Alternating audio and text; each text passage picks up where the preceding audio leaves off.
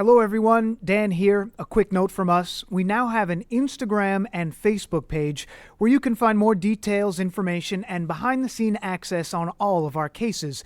You can find us on Instagram and Facebook by searching at The Tape Room Podcast. Again, at The Tape Room Podcast. It's all one word. All right, now here's the episode.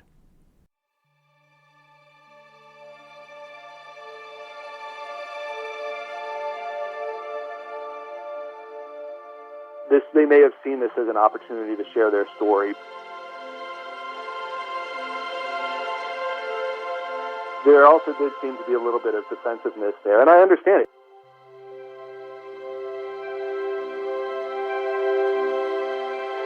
If that's not Dillinger, it's going to be, I think a lot of questions are going to be posed to the FBI.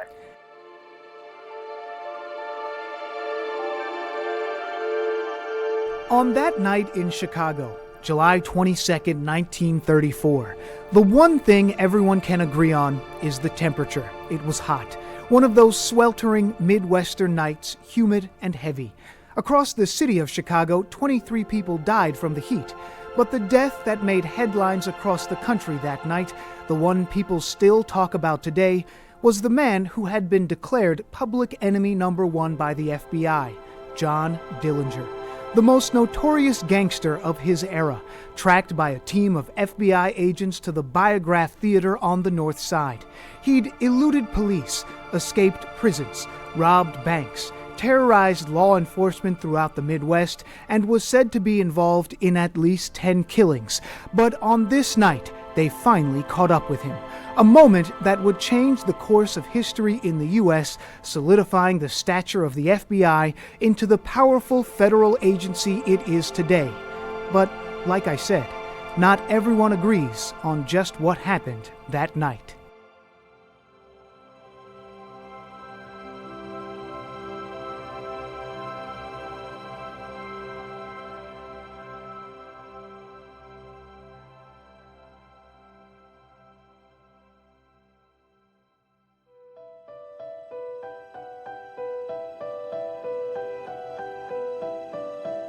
I'm Dan Bowens, and this is The Tape Room. We're a part of the Fox 5 podcast network. Here, we take a look back at infamous or unsolved crimes. On this episode, we're taking a closer look at one of the most infamous criminals and memorable cases in U.S. history. John Dillinger's year-long crime spree changed how law enforcement operated in the United States, all while creating a celebrity status of a criminal unlike anything the American public had seen before. Now, more than 80 years after Dillinger's death, members of his family have filed a lawsuit. They say the man the FBI shot and killed that night in Chicago is not John Dillinger. A legal dispute that could end with the body being exhumed. Our conversation now with author and ChicagoSun-Times reporter Jon Seidel. Okay, Jon Seidel, author of the book Second City Sinners, a true crime from historic Chicago's deadly streets. Thank you for joining us on the Tape Room. Happy to be here. And there's a chapter in that book on John Dillinger, one of the original American gangsters, right?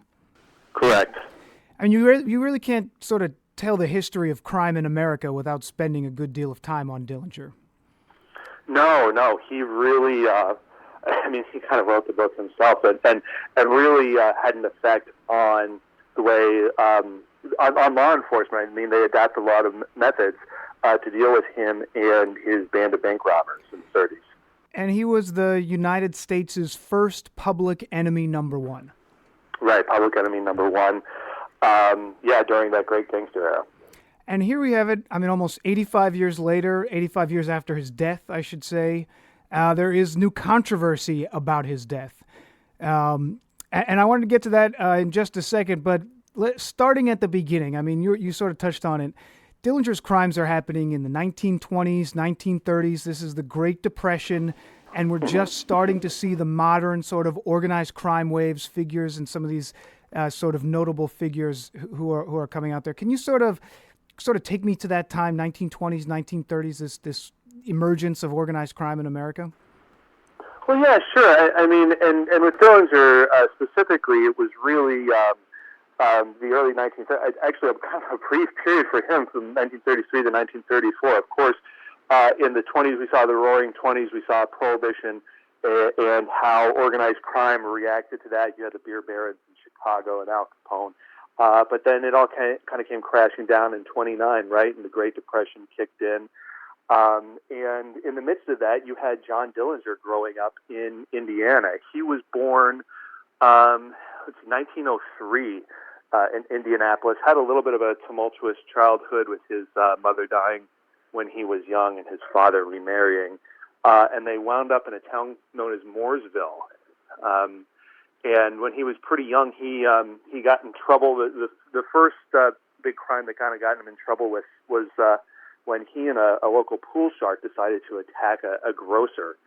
They basically mugged the guy, and the pool shark, Ed Singleton, he wound up pleading not guilty and got a pretty light prison sentence. But John Dillinger decided to listen to his father and wound up with a sentence of like 10 to 20 years in prison. So he got the big sentence and wound up in prison for a long time after pleading guilty. Yeah, that was interesting. That his sort of partner in that case, he got just 2 or 3 years. Dillinger goes to court, doesn't have, to my understanding, didn't have any representation, and he got, they threw the book at that guy, 10 to 20 years in prison. And it's really inside prison where, like a lot of these stories that you hear, he really learned how to be a criminal and met some pretty notorious guys while he was in prison.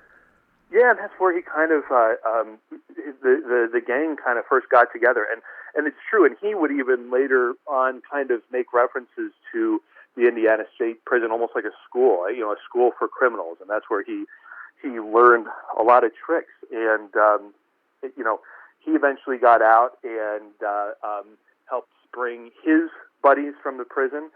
Meanwhile, he actually got arrested in Ohio, and they had to come out there and help bust him out, unfortunately killing a sheriff along the way. And then kind of their crime spree began, and they were kind of all over, the Midwest, Indiana, particular, Ohio, robbing banks left and right, and really kind of became legends doing so. And again, this being the Great Depression,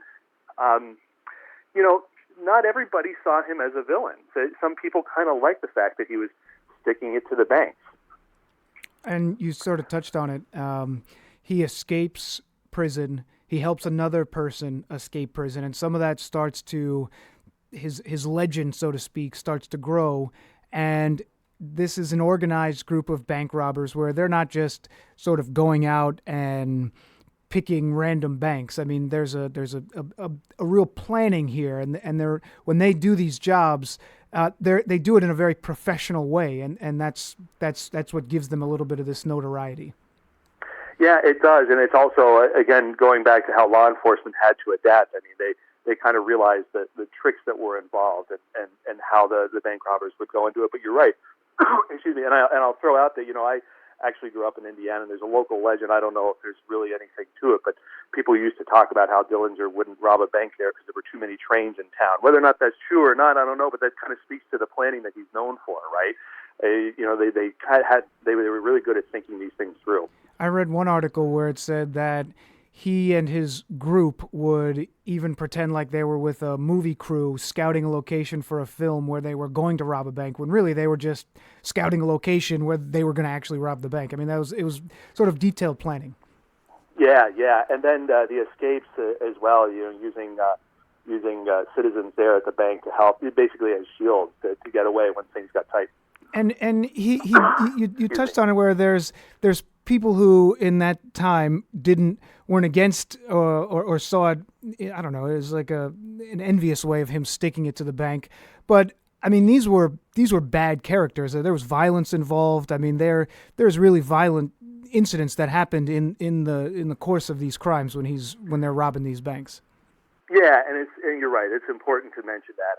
First of all, there was the prison break in Lima, Ohio, where the sheriff was killed. That was a pretty nasty incident in which they kind of beat the sheriff unconscious unnecessarily, and lost another deputy and the sheriff's wife, I believe, in a cell, and left the sheriff on the ground to die, which was really unnecessary. And I believe Dillinger even expressed some frustration that his pals had done that. But then go ahead. I said all along the way, there are newspapers and some of the early bits of television where they'd play the news in the movie theaters, where he's getting a lot of publicity during this time. Yeah, and that's come up in other talks that I've done with people about Dillinger, about the fact that this was something where the media really built him up, and we had seen examples, especially in Chicago, of that happening before with others. But this is the one where, he really became a star in the media, and his picture was everywhere, his name was everywhere. People just wanted to know what Dillinger was up to next. And in your book, you write about Al Capone, right? I do. And did Capone and Dillinger ever cross paths along the way? No, I don't believe that they did. In fact, I can't prove a negative, but I have no reason to think that they ever did. I mean, Capone would have been in prison by the time Dillinger was really doing his thing. And these guys, I mean, they're different characters, but it's a similar story where it's these guys who the media and the papers, they wrote about them so much that they sort of took on this larger-than-life kind of figure. Yeah, and you're absolutely right. I mean, it's very similar stories, and Capone was the same kind of thing. He has this reputation as being really brutal and running the mob in Chicago with kind of an iron fist. But during at the height of his popularity, there's one story in the book that he had to come to the federal courthouse in Chicago, and people spotted him outside, and by that time he was just. Everybody knew his face, and just a mob descended on him, and he had to run away into the building across the street to get away. Yeah, same kind of thing, same kind of celebrity status for really were violent criminals. And when this time period, 33 to 34, is really when the Dillinger gang is very active, and they've killed at some point somewhere around 10 people, several of these violent robberies, banks, arsenals of police and special units who are after them, 3 jailbreaks, and eventually he is picked up. He's arrested in 34, and he's transported back to Indiana. Right. And right. that's go ahead. And that's when there's that famous photo where Dillinger is in, I don't know where he was. He was in a courtroom or he's in a jail cell or something, but there's all these people there, and he's almost posing with a sheriff's deputy. I mean, like his arm around a sheriff's deputy. Yeah, he's got I think he was a prosecutor. He's got his arm on the Lake County, Indiana prosecutor's shoulder, really looking like they were buddies. And you're right. So at this point, what happened was, I don't believe Dillinger was ever convicted for a murder, but he was on his way to a conviction after the murder of an East Chicago police officer. I believe it was early in 34. And you're right. They picked him up in Arizona, brought him back to Indiana, put him in the jail in Crown Point, Indiana, which was supposed to be and was labeled in the press kind of like the best jail in Indiana. They basically built it up as escape-proof, which, just kind of seemed to make inevitable what happened next.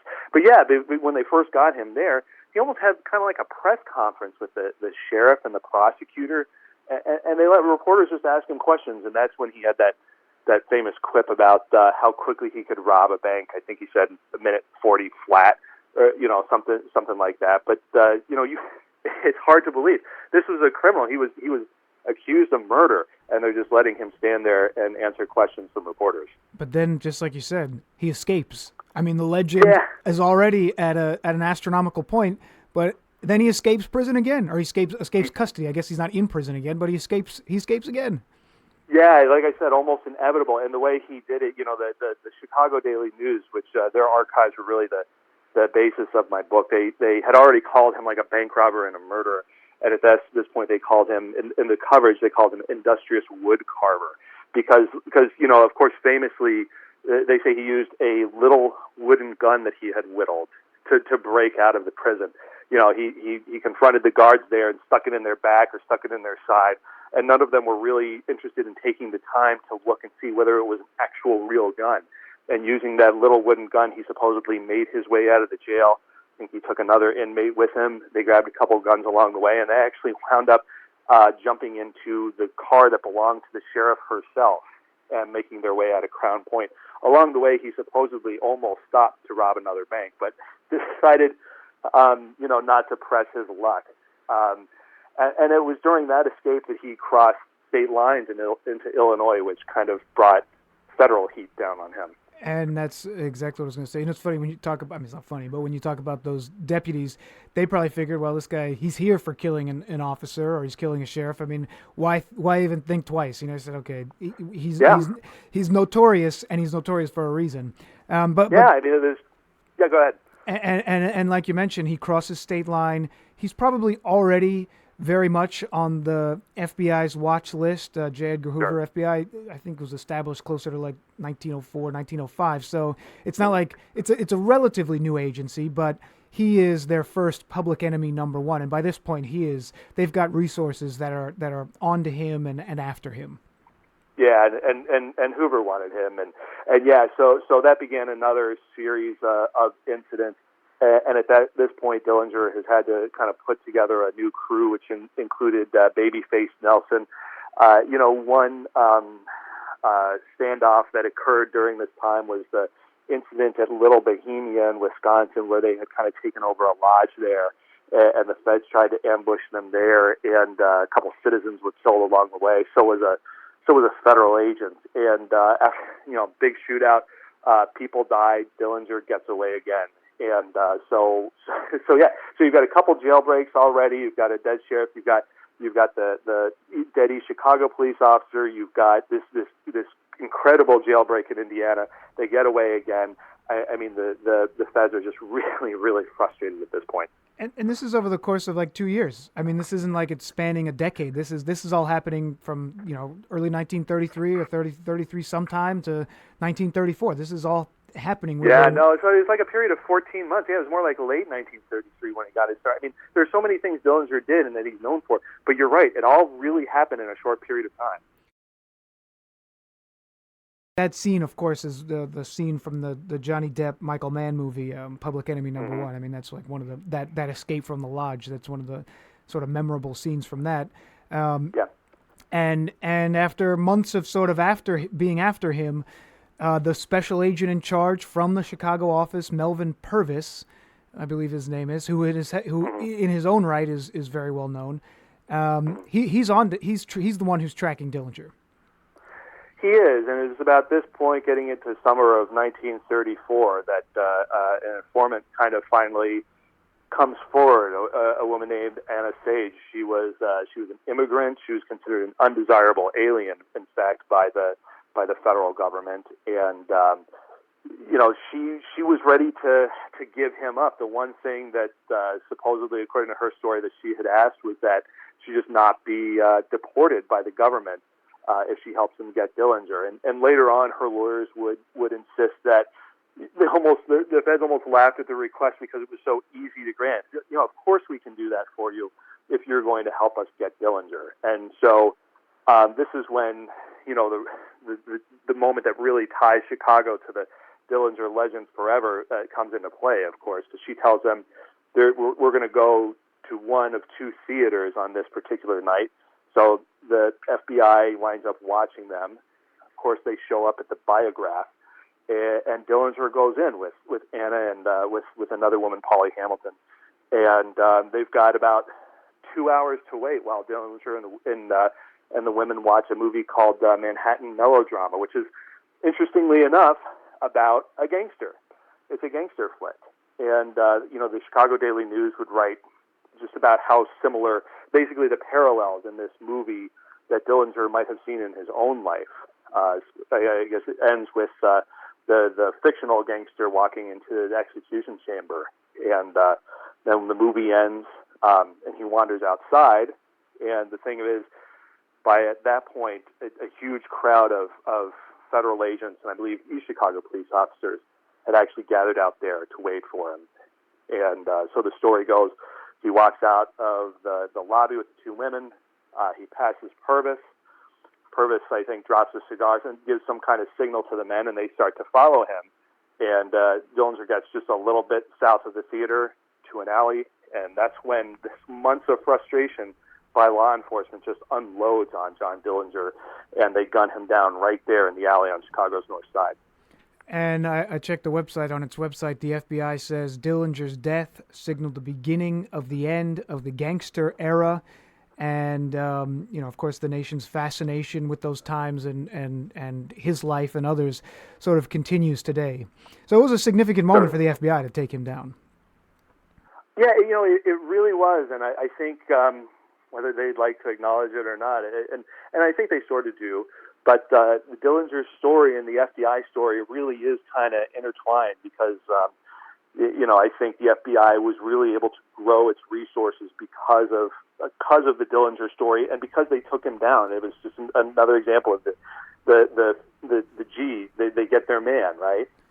Yeah, so it's interesting. I hadn't thought about that, to look at it that way, which is why over the summer the FBI pushed back so hard on the reason why we're talking about this now, because there are some people who say they're long-lost relatives of John Dillinger who say that wasn't him who they shot outside the movie theater that night.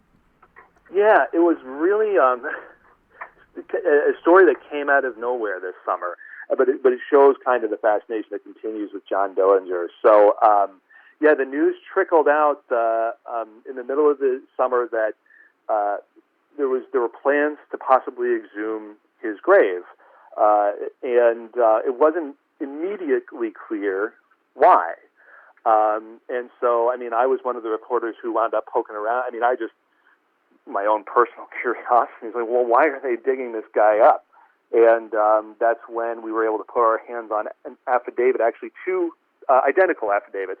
Each came from somebody who claimed to be the nephew and niece of John Dillinger, in which they express skepticism about whether or not the body that's in the grave in Indianapolis where Dillinger was supposedly buried, they're not sure that it's him, at least according to these affidavits that they filed, which really, there have been questions, conspiracy theories, whatever, over the decades about whether or not that person who was gunned down outside the biograph was really John Dillinger. But here are two signed affidavits from members of his family saying, we're not sure. Are we sure that those are members? I imagine that there's a level of scrutiny there. Their names are Mike Thompson and Carol Thompson, right?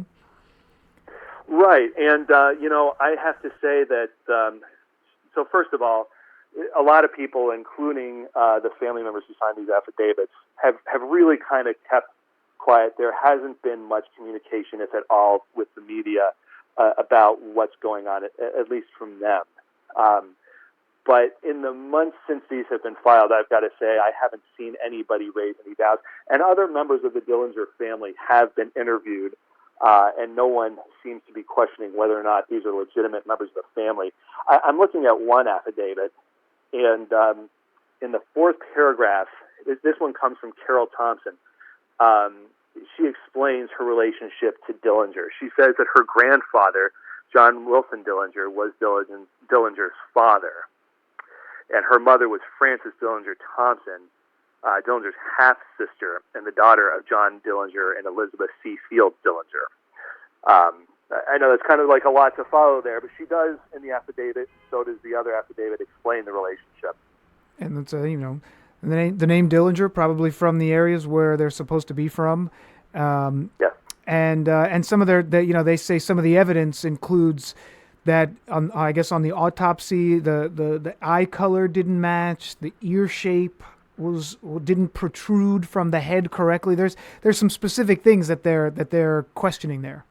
Yeah, they also mention fingerprints not matching, an apparent heart condition, and the anterior teeth not matching, which is all it's all interesting. But one thing to kind of throw out there that I think can feed the theory one way or another, if you believe it's Dillinger or if it's not Dillinger, I guess. Supposedly John Dillinger had plastic surgery done, or as it was done in the 30s, to kind of change his appearance before he was killed outside the biograph. Again, going back to the old Chicago Daily News clippings that I read as I was researching the book, the reporters mentioned that. There was one of the odd things about John Dillinger's death was the way that his body was taken to the morgue, and they just let crowds of people come in to look at his body. Pictures of his body with crowds around it ran in the newspapers, and the reporters who covered this were explaining the fact that, yeah, you can see that he had plastic surgery done. The cleft in his chin is gone. There's this, that, and the other thing. But there's no doubting. I remember this quote. There's no doubting that Dillinger was actually Dillinger. I know this was a reporter who had covered him before and knew what he looked like. So this was always kind of something that was out there. Of course, that's also a way you can point out. It's like, well, maybe he didn't have plastic surgery. Maybe that wasn't him, right? Yeah, and so exhuming him may be a way to confirm one way or the other, but it's not going to be easy. The History Channel, I guess, is involved in this, but it looked like maybe this is going to be a done deal. It's going to happen by the end of the fall, the end of autumn, before Christmas. But there's a little bit of roadblocks here. It's not set in stone that it's 100% going to happen. No, I would say there are a couple of things. So just a quick history on this. So they filed that request to exhume him, and it was supposedly set to happen in September. And then somewhere in between approval and I'd say, early September or so, and in the middle of this, all the media coverage explodes. They're going to dig up Dillinger.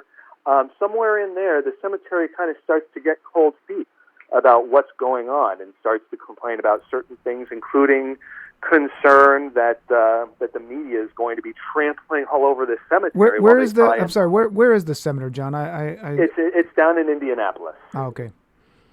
And I think there probably is a legitimate concern there.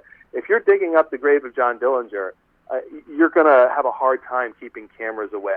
There's maybe you can keep them at bay a bit, but certainly the media has shown in the last couple of months that we're not done being interested in Dillinger. Look, if they did that, John, I imagine you'd be on one of the first flights out there.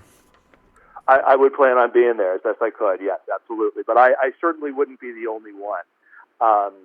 So what happened was the family actually wound up filing a lawsuit against the cemetery, generally complaining that, hey, we were going to do this, and now the cemetery's balking about it. And so now you've got litigation. I was actually just looking at the docket before we got on this call, and there is apparently a plan for a motion to dismiss. The bottom line meaning they're going to be arguing about this in court for the next couple of months about what to do about this. But in the meantime, the family has filed a new request, and I believe approval has been given for a December 31st exhumation. So they're trying to do it. And, I think, not really sure how easy it's going to be to dig up a body in late December. I mean, there's that, and there's also apparently it's to ward off vandals and grave robbers. I guess a lot of concrete and cement was used to kind of encase the tomb and keep people away. So whatever's there, they're going to have to break through all of that if that's true. And John, why do you think that the family wants to do this? Well, I first of all, I from other reports, I haven't really had the opportunity to talk to any of these relatives, the ones who are not involved. But I think there's a split. I don't think everyone in the family does want to do this. I think some people want to keep the past in the past and protect Dillinger's legacy, such as it is. But as for the ones who do want to know, I don't know. Can you blame them? I mean, think about it as if it were a member of your family. And there are all these theories out there about how, well, it might not have been him. So, okay. So if he wasn't killed outside the biograph, and they talk about this in the affidavit a little bit, then what did happen to him? How long did he live? Did he marry? Did he have children? These are questions that they express in the affidavit. I think are perfectly natural. I think there's just human curiosity. Think about all the companies out there that are thriving on people researching their family history. Well, this is a family researching their family history, and I don't blame them for wanting to get answers. But their relative but it's tricky because it's Dillinger. Their relative just happens to be John Dillinger, a famous gangster that the mention of his name just still 80 some years later just has the media running anytime anything has to do with him. And wrapping up for us, John, but the FBI itself has pushed back very hard on this. I mean, they've sent out a string of tweets where they posted some different evidence that they had some fingerprints, because for the FBI, as we've talked about, this is a real sense of pride, and if this pivotal moment in the history of the FBI isn't exactly as it seems, that could be problematic. I think it's going to be really interesting for many reasons if they dig up this body and it's shown not to be Dillinger's. And you're right, for one thing, for the legend of the FBI. And yeah, I was actually surprised, because this was the Chicago field office of the FBI that sent out these tweets. You know, I cover federal courts in Chicago, so I deal with the FBI in Chicago. This was, I would say, unusual, the kind of response that we saw from the Chicago FBI. They're usually pretty quiet about things. They usually don't have much to say. And you're right, over a series of days after this broke, this news of this affidavit, they started sending out tweets about Dillinger. I'm looking at one where they say FBI agents shot and killed the notorious gangster John Dillinger. There's another where they talk about the Colt that he had and his weapon, and they start talking about fingerprints. They tweeted out a picture of the fingerprint card. They say the fingerprints match. They say they're convinced that this is him. Now, this also may have just been them taking up. They do like to talk about their history online. If you follow their Twitter page, they'll talk about on this date, or here's an artifact. There is some interest at the FBI in sharing their story that way. And they may have seen this as an opportunity to share their story, but there also did seem to be a little bit of defensiveness there. And I understand it. If that's not Dillinger, it's going to be, I think a lot of questions are going to be posed to the FBI. And because the FBI, no matter what, will say, no matter what his reputation was, John Dillinger wasn't Robin Hood. John Dillinger was a hard criminal who was involved and possibly and responsible for multiple murders. Yeah, and a colleague of mine in Indiana, I think, actually managed to reach a relative of that. You remember I mentioned that he was basically supposed to go on trial and was likely to face execution for the murder of an East Chicago police officer. Well, this colleague of mine in Indiana did have a chance to talk to his descendants, the descendants of that police officer, and they weren't happy about all this. This was just a guy who killed their relative. I mean, we were just talking about families and putting yourself in their position. That's got to be frustrating for the families of the victim to Dillinger, and nobody really talking about their ancestors. So no, he wasn't Robin Hood. I mean, he was never convicted of that murder, but nobody really denies that he was a violent bank robber in the 30s that really just didn't care about the law. Jon Seidel, as we have a siren go by our studio here on the Upper East Side of Manhattan, but Jon Seidel, author of the book Second City Sinners, True Crime from Historic Chicago's Deadly Streets. Thank you again for joining us here at the Tape Room. We do mostly New York crimes, New York, New Jersey, and Connecticut, and we always say we do unsolved and infamous, and there's no doubt this is infamous. Appreciate you having me. Glad I could be here. And again, in addition to being an author, Jon Seidel is a reporter with the Chicago Sun-Times. As you heard him mention there, this case could be before a judge again at the end of the year, meaning we may talk to Jon again in 2020.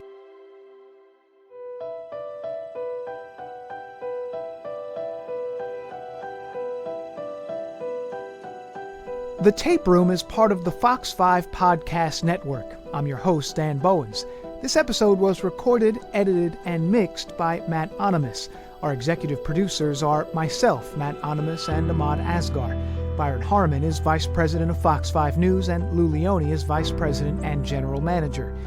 And you can always find us on our Facebook or Instagram page. You can search at The Tape Room Podcast, all one word. And if you think you have a case that you believe we should explore, email us at thetaperoompodcast@foxtv.com. Stay tuned for the next episode of The Tape Room.